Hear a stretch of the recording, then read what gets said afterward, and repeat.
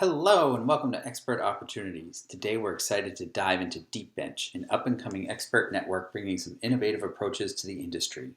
Founded in 2016, DeepBench has facilitated over 1,500 consultations and is now focused on aggressive growth.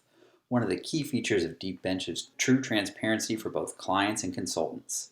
Consultants can review and apply for any open project on the platform and even see the markup that DeepBench applies to their rates.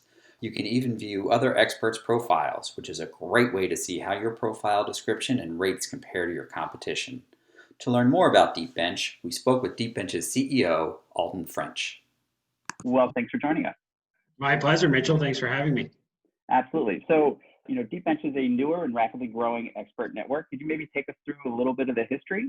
How did it get started? What's different about what DeepBench does versus some other expert networks? And where's the business now?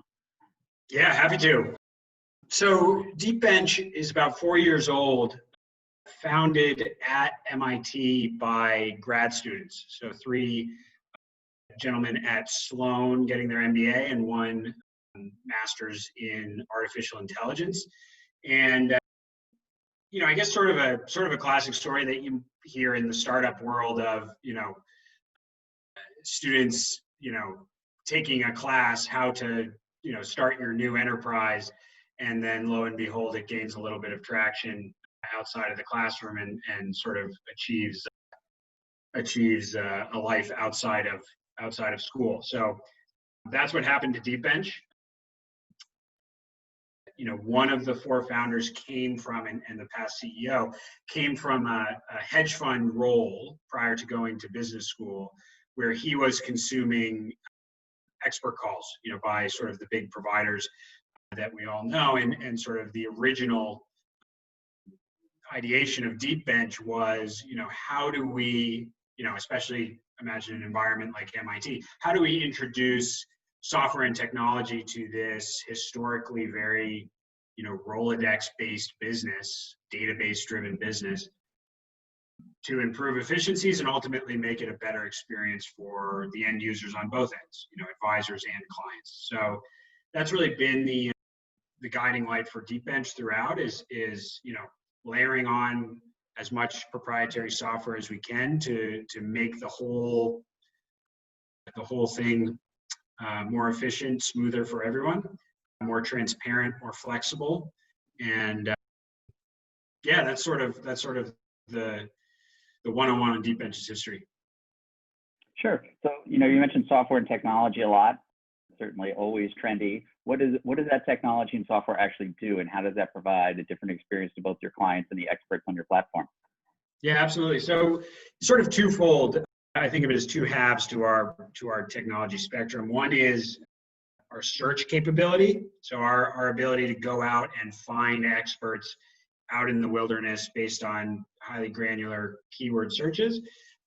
And the other is our platform. So, the portal that the clients and advisors log into, which manages a lot of the sort of logistical aspects that, other providers may need, boots on the ground, email and phone-based interaction to do things like review advisors, set availabilities, scheduling, billing, payment.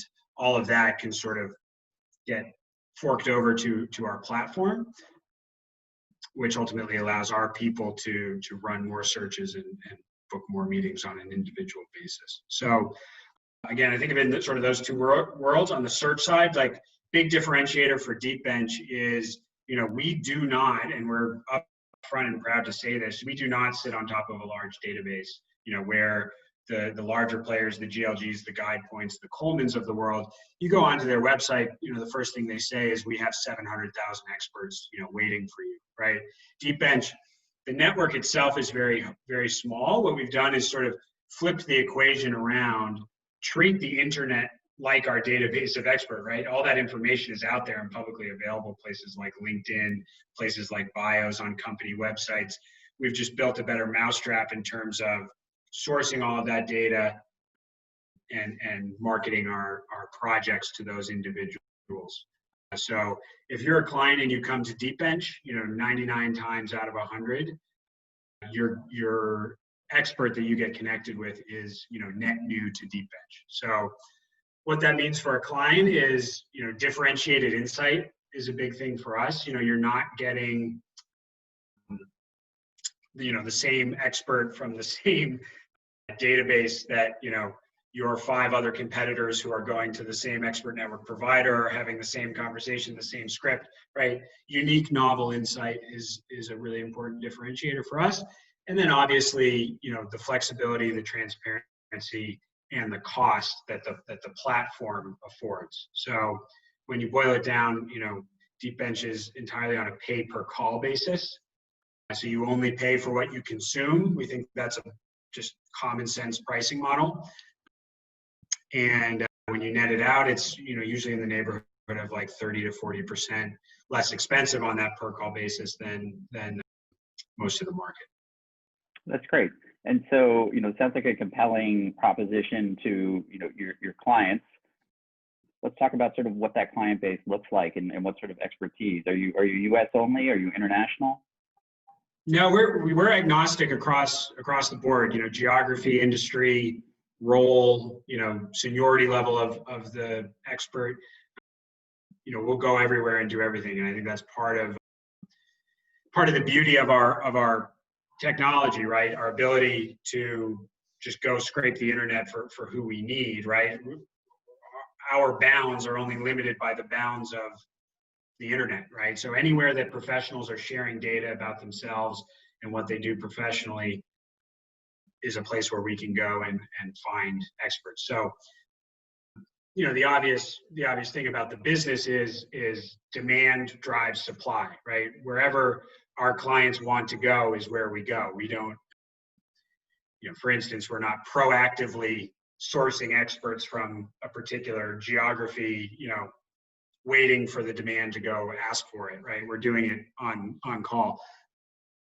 So yeah, definitely go everywhere, do everything in that respect. In terms of the clientele, we certainly have a strong core client that is the, what you might call the classic expert network use case, institutional investors, hedge funds, private equity firms doing diligence on investments. That's certainly a substantial part of our business. Also consultants, both sort of large and small, big 3 down to little boutiques.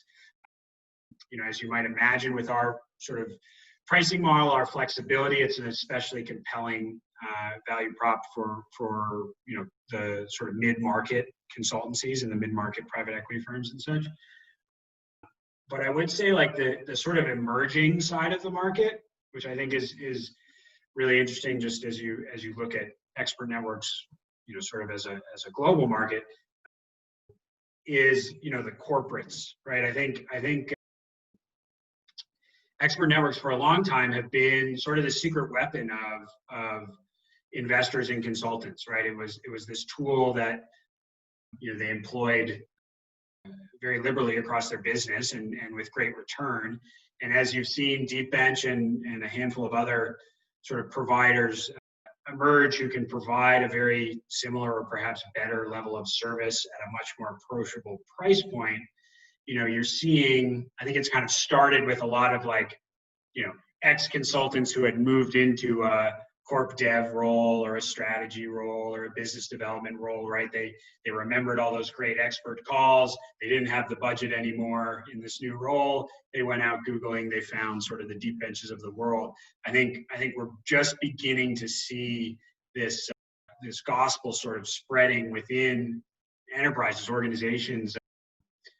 Like I said, sort of the strategy, corp dev, biz dev, but even other teams, sales, marketing, operations. We're seeing people who are realizing, 1 expert phone call, 2 expert phone calls can be a fast track to an answer that otherwise may have required, hours of research, mountains of paper, reading, asking my friend's uncle about that thing that I heard he worked on at a cocktail party.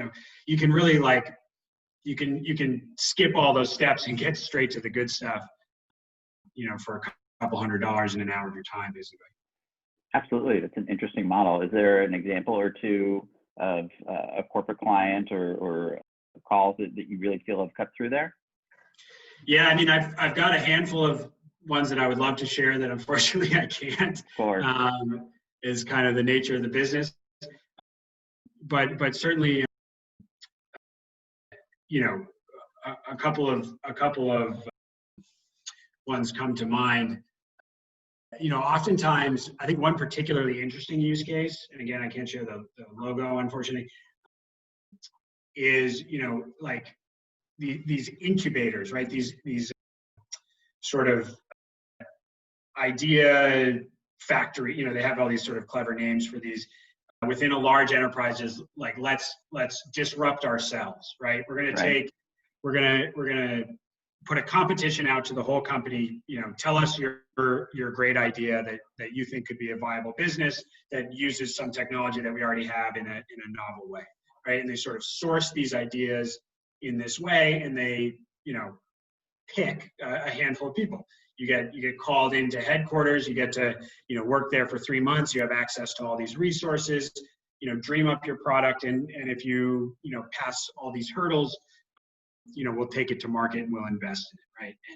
And DeepBench has been baked into a few of these sort of incubators as a means of performing market research in most cases, right? So I have this idea of how I can apply this technology to this new market.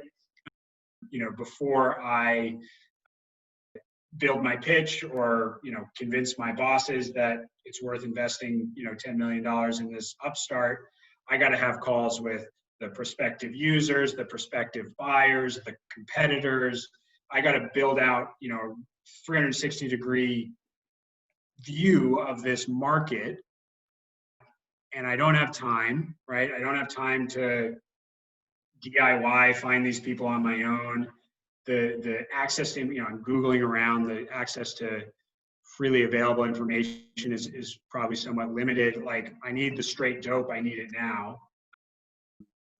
DeepBench is just a better mousetrap in terms of getting that. Fantastic, thanks for sharing that. And I suspect that your price per call model makes it an easier sell for executives like me that probably would have a little trouble signing off on a $75,000 to $100,000 commitment, especially to something that is probably in its pretty early days in the corporate world. Yeah, no, absolutely. And I think part of the beauty too is, at the velocity that a lot of these teams are moving, you're jumping into a project, and your next meeting you might be jumping out of that project, right? So the no risk associated with launching a project. So you come to DeepBench, we launch the project for free. We begin sourcing advisors. You review the advisors for free. No obligation to book any number of calls when you launch that project. So I think that flexibility also gives a lot of people, the confidence to just like get started sooner. Fantastic. It's an interesting area for the industry to evolve to. So, at Expert Opportunities, we try to focus mostly on the expert, the advisor side of the equation. So I'd love to sort of pivot a little bit to some questions there on how experts can get going and thrive with DeepBench. Sure. You've mentioned a few times through technology and strategy, you are definitely striving to be a lower cost provider on the client side, where calls can easily run $1,200 to $2,500 an hour. How do lower rates translate to experts? How do lower rates translate? So should experts expect to earn a lower rate with DeepBench than they do with other networks? Do experts have a lower rate with DeepBench than other networks? Is that the question? Yeah. Yes.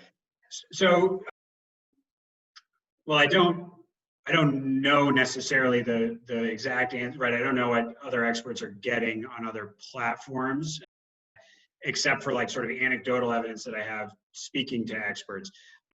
One important positioning point for DeepBench on this matter is advisors always set their own rate, and we never negotiate against advisors or their rate. Additionally, the rate is entirely transparent to the client. So the client knows exactly how much the advisor is making, exactly how much DeepBench is making. Believe it or not, that's a substantial differentiation from what is most of the market, where the client sees one fee, it's $1,200. You don't know that in the background, the expert may be making X and the provider's making Y. You can imagine how the incentives shake out, in a situation like that, where, the less the expert makes, the more the provider makes. So we try to make it completely transparent and give the advisor the freedom to set whatever rate, the market will bear, or they think the market will bear for their services. So the average for us shakes out to about $250 per hour. If you look across the spectrum of all of our projects, I always use the example of, cardiologists in Manhattan are tending to charge something different than, you name it, other industry, other geography. So, there's a high degree of variability. In terms of from the expert's point of view, how should you think about it? How should you set it? I think that 250 value is a good data point, in terms of a sort of the middle of the road, right? Like if you're,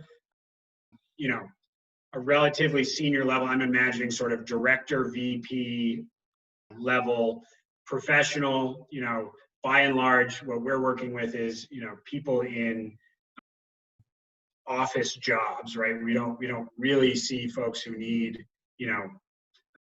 engineers who are out in the field, or, we do certainly get doctors outside of the world of people in the office, but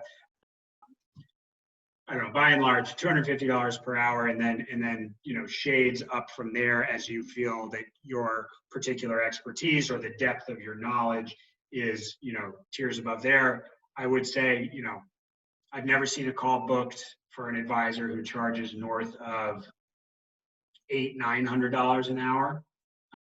So if you think about, starting at $250, if the ceiling is $900, how far do you think your sort of level of expertise, your depth of knowledge carries you within that scale? That may be a good way to sort of think about your value in the market. Obviously, there's, you're probably the expert at this, Mitchell. There's also clever ways to, think about the value of your time relative to your salary and how many hours you work in a year or something like that, and calculate it in that matter. And, the opportunity cost of, I could have spent this hour hanging out with my kids, and instead I'm going to do it doing this. So any number of ways to sort of arrive at the number. But that's sort of what we see. Cool, thank you. I appreciate the ranges there and the descriptions. And yeah, obviously a cardiologist with decades of experience might get a different rate than a paid search manager in the middle of the country with a couple of years of experience. I like the transparency too. It's been rather eye-opening to see how much margin is going to some of the networks, especially when they really work hard to kind of whittle down your rates by a few dollars so they can keep that for themselves. So I appreciate you sharing that. What type of experts tend to thrive with DeepBench platform? You talked earlier about how, for many times it's a advisor and expert's first experience with expert networks. What are the types of people you're seeing right now that kind of really stick? Yeah. Complete multiple projects over time.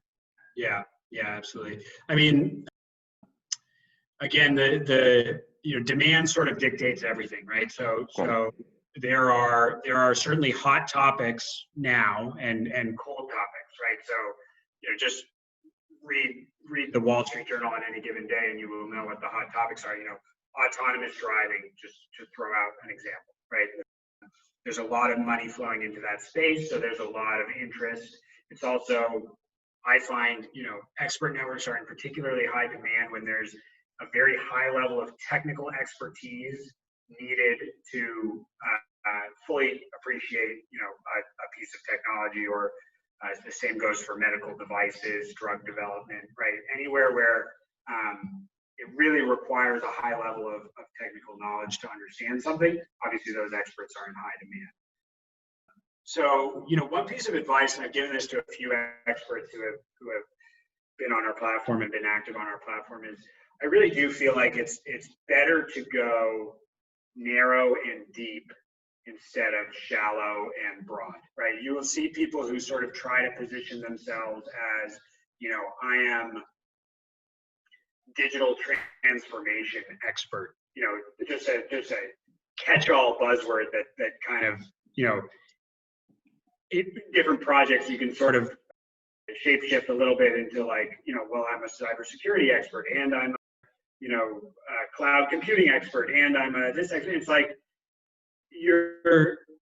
yes, you may sort of cross the first hurdle with many projects, but you won't cross the final hurdle with any projects, right? So it's like, I think you're better just to position, obviously the first rule I sort of goes without saying, you need to be authentic about what your qualifications are and who you are, what you can speak to, because if you're not, your call's going to fail, and that's going to be just bad for you and bad for the client, a waste of everyone's time. So obviously be authentic about who you are, what your capabilities are. And then secondly, like kind of commit to one thing, right? Commit to what you truly know instead of trying to paint a picture that sort of makes you a jack of all trades and master of none, right? So that's sort of how I think about who's the most successful in our platform. It's people who truly are an expert, firstly, in something and very deep in it. And then, of course, there's, the ultimate truth of the market is, there's a little bit of luck of the draw, right? It's are you in an interesting industry? I don't think there's a tremendous amount of investment right now in, water pump manufacturing. So you may be the deepest, smartest expert in water pump manufacturing, but we're not getting as many water pump manufacturing jobs as we are autonomous driving jobs, right? So, if you're lucky enough to be in a hot industry, commit to it and go deep and narrow. Thanks, Beth. That's great advice. You talked earlier about how your software sort of looks for profiles and people in some unusual places. And obviously LinkedIn has been the prime hunting ground and probably has given birth to so much of the expert network industry. And I'm sure you're very active there. Where else, can you share where else DeepBench looks to find new experts and advisors? And how does that translate into any advice for advisors that want to get noticed beyond, the ocean full of expertise that is LinkedIn? Yeah, I mean, I probably can't go too deep into, that's sort of wading into the secret sauce of DeepBench. I'm happy to say that, it is a wide net that we're able to toss, and it is very granular. So we are able to, pull very specific data out of various places and in that fashion. What I would say in terms of advice to get noticed, I would just cut out the middleman, so to speak, cut out LinkedIn, cut out that sort of thing, and just apply. You can build your own profile straight to these providers. And I think, Expert Opportunities is probably the place to go, right? If you want to know, here are the 12, to 30 or so providers that have real volume, and set aside, an afternoon to just build everyone. Any of these providers worth their salt will in all likelihood reach out to you when you create a profile and sort of engage to better understand what your exact expertise is and things of that nature. So, instead of really worrying about, how strong is your LinkedIn profile or what keywords or where can you sort of market yourself, I think go straight to the source. And build a relationship. I mean, I've had, I'm the CEO of this business. There's 100 things going on any given day, but I still have like 5 or 10 advisors who are sort of top of mind because they reach out to me on a quarterly basis. They tell me, hey, I applied to these projects and didn't hear back. I applied to this project and it went really well. So I know that, George from Germany is the guy for chemicals projects or whatever it may be, right? And whenever I see it, I'm like, we should talk to George. So build a relationship, reach out directly would be my best advice. Fantastic. I appreciate that. I want to wrap up with just a minute or two kind of on your story and then where you see DeepBench going. So you actually recently took over as CEO, I think a couple months ago. Right. Uncommon for a young startup. I'd love to hear sort of, how that came about, and then we can maybe wrap up with sort of, what is your vision that you're trying to execute over the next couple of years at DeepBench? Yeah, absolutely. Yeah, so I became the CEO of DeepBench in October. It's December now, so yeah, a couple months. Thank you. Yeah, very exciting. It was actually on the back of coming back from paternity leave. So it was a crazy time. It still is a crazy time. Congratulations on that as well. Yeah, thank you. I'm not just fishing for compliments, I promise. But no, it's a year of transitions, that's for sure. So yeah, exciting time for me personally, exciting time for DeepBench. Sort of a look behind the curtain on that transition. The founder and CEO, Ishi Zuo, is still sort of a thought leader in the expert network space, frankly, someone you should maybe speak with, Mitchell. Has pivoted into a chairman role. So he's still involved in the business. There's no sort of fun soap opera story to that transition. It was very, very peaceful, very much thought through over a period of over a year back when I started. Ultimately he's got career ambitions that take him in a different direction. And I was, in a good position to take over the business. I had been running the expert network business for DeepBench as the VP of expert network. So sort of a smooth transition for us. And then, in terms of the next 2 to 3 years, we are just aggressively focused on scaling the business, growing as fast as we can.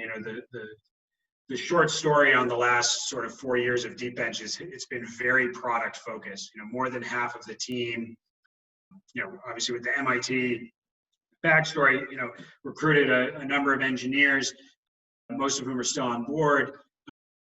And most of the energy of the business was focused on iterating and improving our product. And we're now lucky enough to be at a place where our product has tremendous capabilities. It's very stable. We have, a small list of clients who are very happy with our service, coming back to us again and again. Our challenge is not enough people know who we are. So the next 2 or 3 years are really maniacally focused on spreading the gospel, getting more and more clients on board, booking more meetings, obviously growing aggressively, and seeing if we can take a run at this industry. Fantastic. Well, I appreciate you sharing all that with us today. Congratulations on the job and the baby. Thank you. DeepBench's ongoing success.